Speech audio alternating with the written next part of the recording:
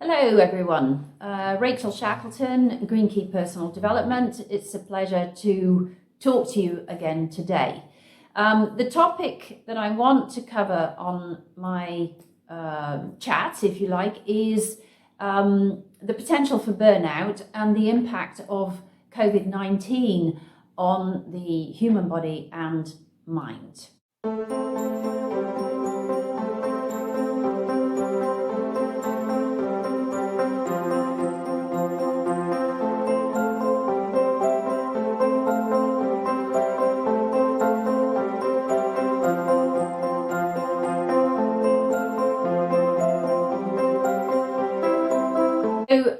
COVID-19 is, as we all know, it's an international phenomenon, a so-called pandemic.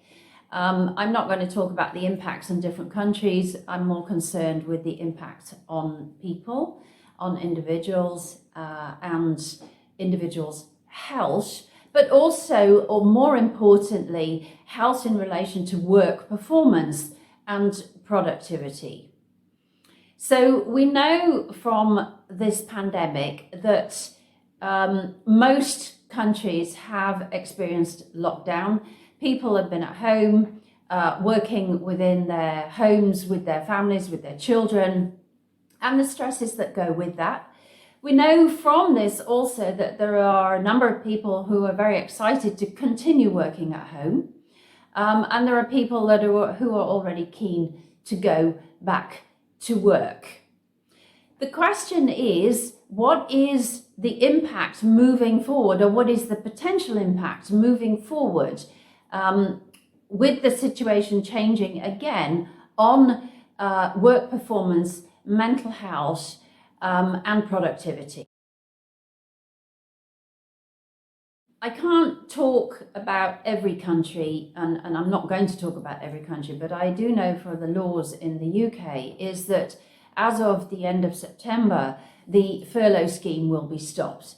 And this means that organisations no longer have the opportunity to fund their employee base through a government sponsorship. It means that this comes down to the organisation to pay their employees directly.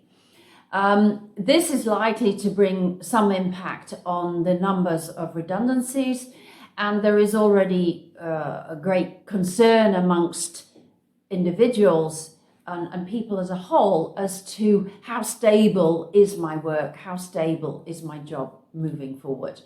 Of course, this is going to have an underlying fear factor, which causes stress on the mind and body, and of course on performance, because if we're worried about our job security, we're worried about how do we feed our families, how do we pay our bills, we're going to be performing at less than 100%.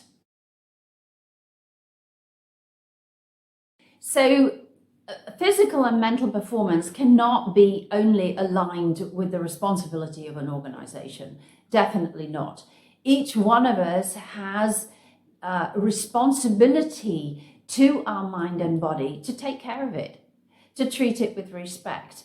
And this means that we need to be proactive as opposed to being reactive with how we treat ourselves on a daily basis. And this means that we need to take into consideration what do we eat? Are we eating a nutritionally balanced, rich diet, or are we eating on the hoof? Do we get out? Do we do exercise? Do we get into fresh air so that we can clear our minds and that we can move our bodies to help the lymph do its normal drainage process to remove toxins from the body? Do we do some kind of stress management techniques, such as meditation, maybe yoga, Pilates, talking to our friends, talking to our family if there are certain things that are worrying us? So from an individual perspective, we can do an enormous amount, but we also can look to organisations to give some support to help us to manage the stress created by COVID, as well as our own job loads, in a more manageable and beneficial way that means that we don't go down the slippery slope of ending up with burnout.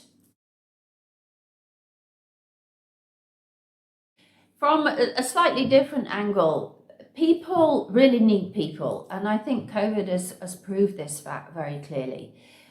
Now when we go out in public, we're masked up, we can't see people's facial expressions. This is worrying for many people. It is a concern because you don't know what's going on behind that mask. The word mask means you're hiding something. Of course, none of us want to hide anything. It's just the law that we have to follow at this point in time. And that reflects, to a certain extent, into the organization to spend time just talking, just chatting about life, just testing the water, getting a feel for how everybody, every individual person within your department or in your organization is handling the fear factor that's created by COVID. We all have older family members, we all have siblings, offspring that we may be worried about because they are the more vulnerable in society.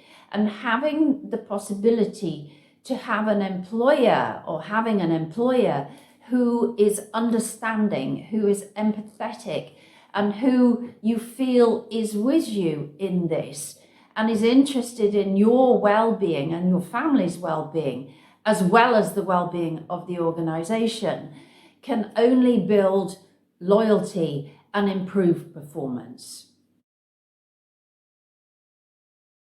For more information about what I've been talking about today, please go along to my website to have a look at what's happening. There you'll find a full featured article in an interview with Bo Henderson for Authority magazine, the title of which is 5 Things Anyone Can Do to Improve Mental Wellness. Alternatively, you can find it on the link below.